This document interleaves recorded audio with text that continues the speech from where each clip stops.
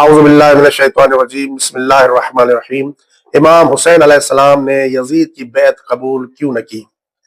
یہ وہ بنیادی سوال ہے کہ جو ہر مومن مسلمان ہم سے دریافت کرتا ہے۔ اس سلسلے میں عرض کروں گا کہ امام حسین علیہ السلام نے یزید کی جو بیعت نہیں کی، اس کے بہت سے اسباب ہیں کہ جن اسباب کی وجہ سے مظلوم کربلا نے یزید کی بیعت سے انکار کر دیا۔ بعض لوگ سمجھتے ہیں کہ مولا حسین کے یزید کے ساتھ کوئی سیاسی اختلافات تھے کہ جن کی وجہ سے مولا حسین نے یزید کی بیعت سے انکار کر دیا۔ حالانکہ ایسا نہیں ہے، بلکہ یزید کے اندر کچھ ایسی چیزیں پائی جاتی تھی کہ جن کی وجہ سے مظلوم کربلا نے یزید کی بیعت سے انکار کر دیا۔ اب سوال یہ ہے کہ وہ کون سی چیزیں تھیں، کون سی باتیں تھیں کہ جن کی وجہ سے مظلوم کربلا نے یزید کی بیعت سے انکار کیا۔ ان میں سے پہلے نمبر پر جو بات ہے وہ ہے یزید کا طرز زندگی۔ یزید کس طرح سے زندگی گزارتے تھے؟ کیا یزید کی زندگی اسلامی تعلیمات کے مطابق تھی یا یزید کی زندگی اسلامی تعلیمات کے خلاف تھی؟ یزید کی زندگی اسلامی تعلیمات کے خلاف تھی۔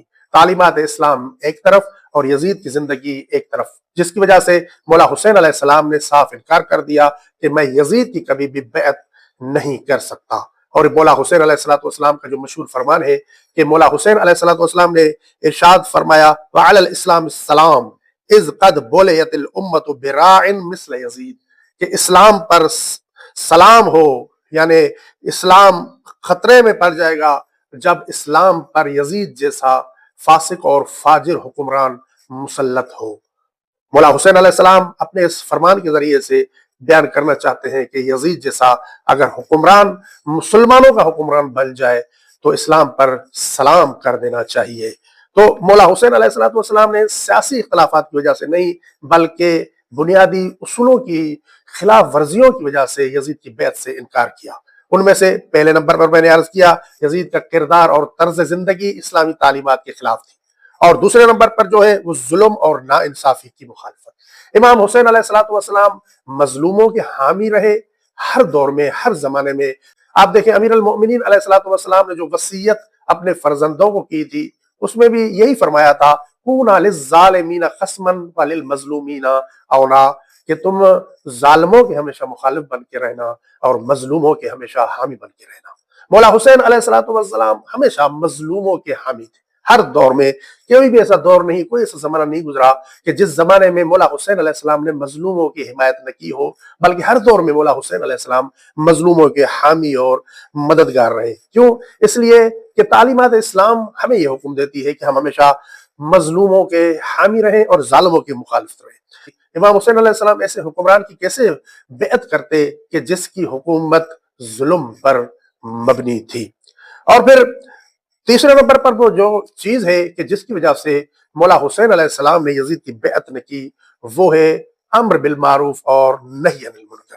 جیسا کہ آپ سب جانتے ہیں، مولا حسین علیہ السلام سے جب معلوم کیا گیا تھا، پوچھا گیا تھا کہ آپ کے قیام کا مقصد کیا ہے، تو مظلوم کربلا نے اس ٹائم ارشاد فرمایا تھا انی لم اخرج اشرا ولا بطرا ولا مفسدا ولا ظالما انما خرجت لطلب الاصلاح فی امت جدی رسول اللہ۔ تو آپ علیہ السلام نے واضح طور پر ارشاد فرما دیا کہ میں فتنہ و فساد کے لیے نہیں نکلا ہوں، میں نہیں چاہتا کہ فتنہ ہو یا فساد ہو، بلکہ مولا نے فرمایا انی اخرجو لطلب اصلاح امت جدی، میں اپنے جد رسول اللہ صلی اللہ علیہ وآلہ وسلم کی امت کی اصلاح کے لیے نکلا ہوں۔ مولا حسین بتانا چاہتے تھے کہ اس ٹائم امت کو اصلاح کی ضرورت ہے، اس لیے مظلوم کربلا نے قیام کیا یزید جیسے فاسق اور فاجر حکمران کے خلاف۔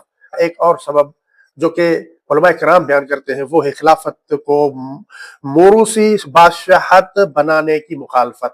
مولا حسین علیہ السلام چاہتے تھے کہ یہ خلافت جو ہے موروثی حکمرانی میں تبدیل نہ ہو جائے، ایسا نہ ہو کہ یزید کا پہلے باپ تھا حکمران، اب یزید حکمران، اور اس کے بعد نسل در نسل یہ حکومت چلتی رہے اور موروثی حکومت بن جائے۔